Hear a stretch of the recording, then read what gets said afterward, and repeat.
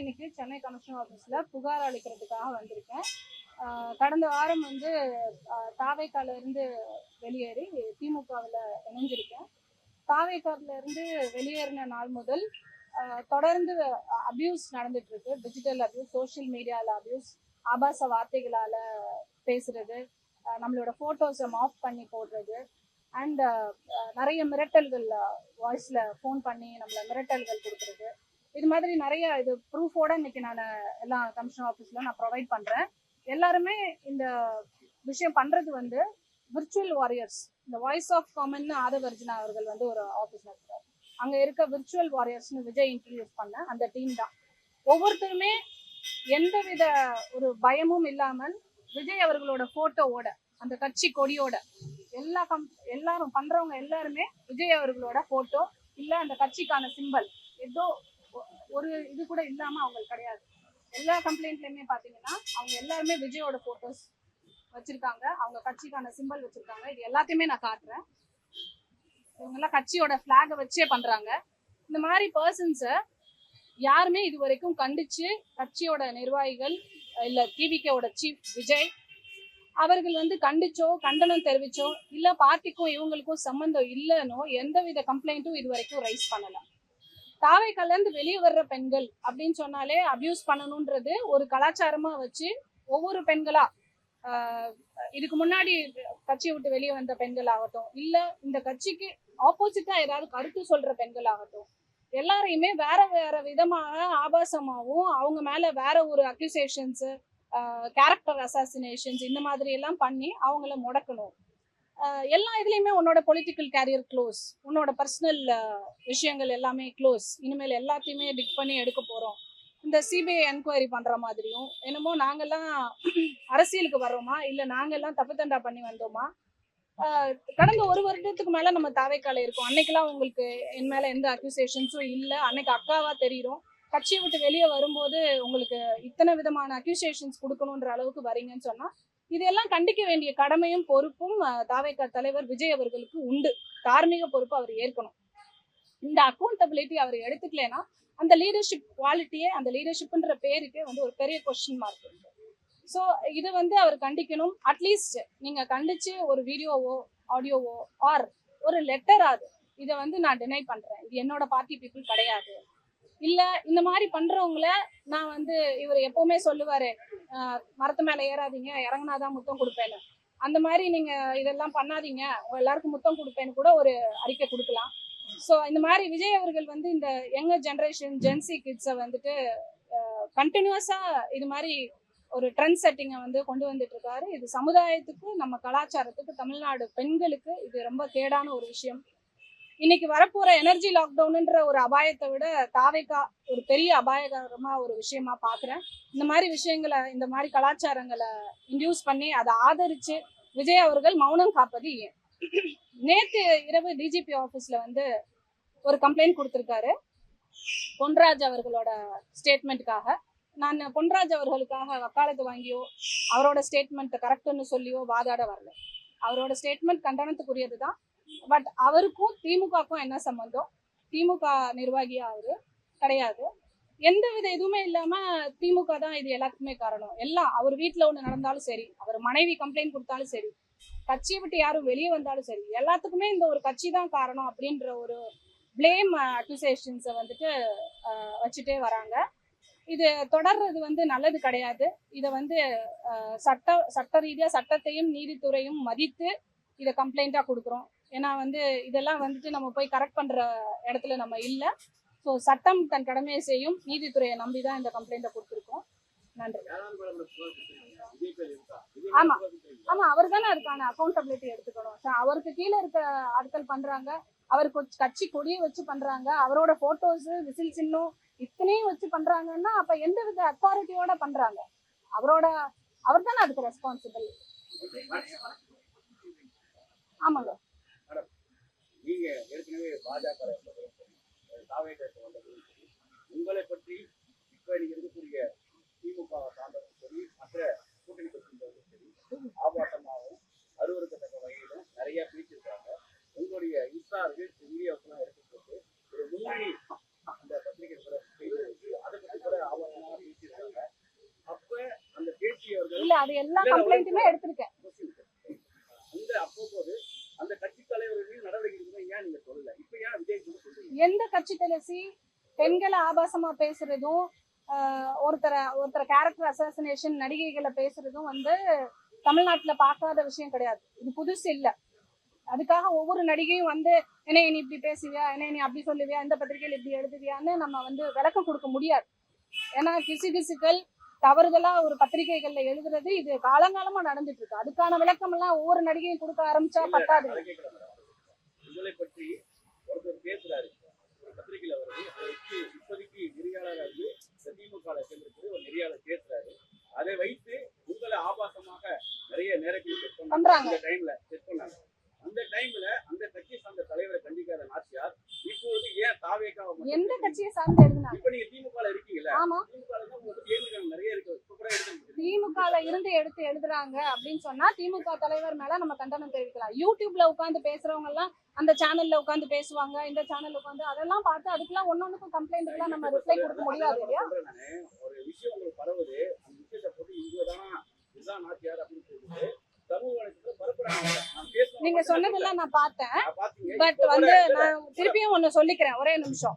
நான் இன்னைக்கு இந்த கம்ப்ளைண்டோட எல்லாத்தையுமே நினைச்சிருக்கேன். இந்த யூடியூப்ல உட்காந்து நான் உங்க எல்லாருக்கும் தெரிஞ்சதுதான், இந்த பஸ்ல தொங்கிட்டு போற பசங்களை அடிச்சு அந்த ஒரு கேஸ் ஆச்சு. அதுல கைதான இந்த அரெஸ்ட் போட்டோஸ் இதெல்லாம் வச்சு இவங்க இதுக்காக அரெஸ்ட் ஆனாங்க, அதுக்காக அரெஸ்ட் ஆனானுங்கன்னு சொல்லிட்டு போலியா எனக்கு ப்ரூஃப் இருக்கு, சோர்சஸ் இருக்குன்னு 4 பேப்பர் கொண்டு வராங்க.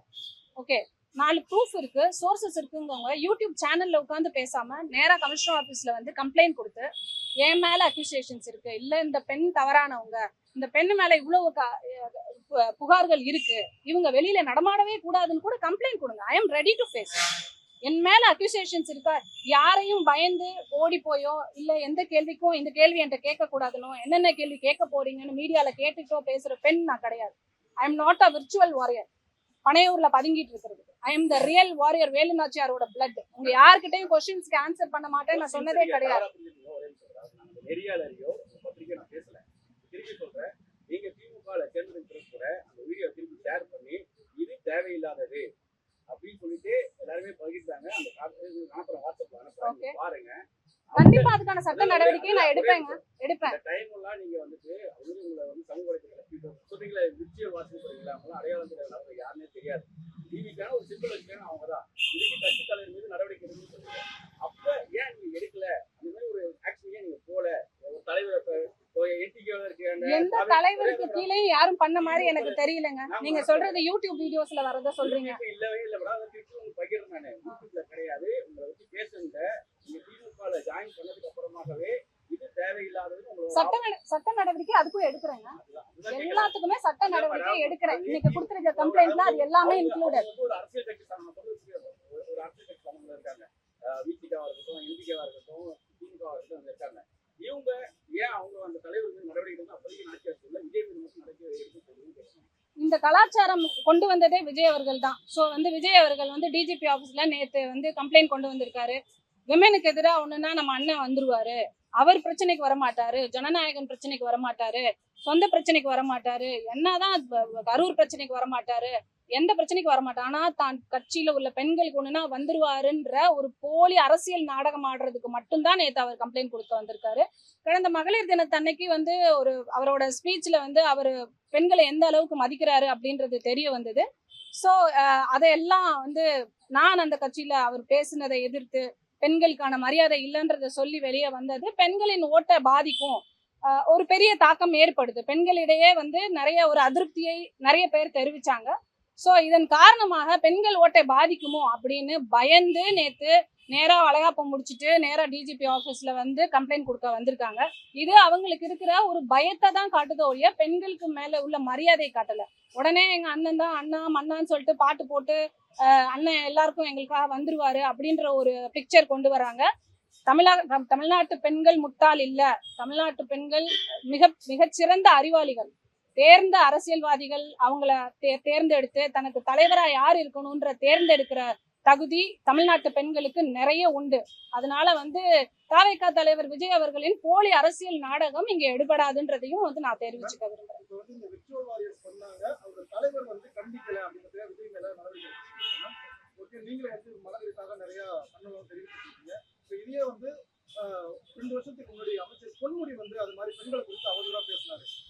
சார் ஒரே நிமிஷம் இருங்க, நான் சொல்லிக்கிறேன். இன்னைக்கு நீங்க you don't please don't break. இன்னைக்கு நான் இந்த கமிஷனர் ஆபீஸ்ல கம்ப்ளைண்ட் கொடுக்க வந்தது. விஜய் வந்துட்டு கம்ப்ளைண்ட் கொடுத்துட்டாரு, இதனால நிறைய பெண்கள் வந்து சப்போர்ட் பண்றாங்க, அது வந்து போலியானது சொல்றதுக்காக நீங்க வந்திருக்கீங்க அப்படிங்கிற ஒரு கேள்வி எழுதுது.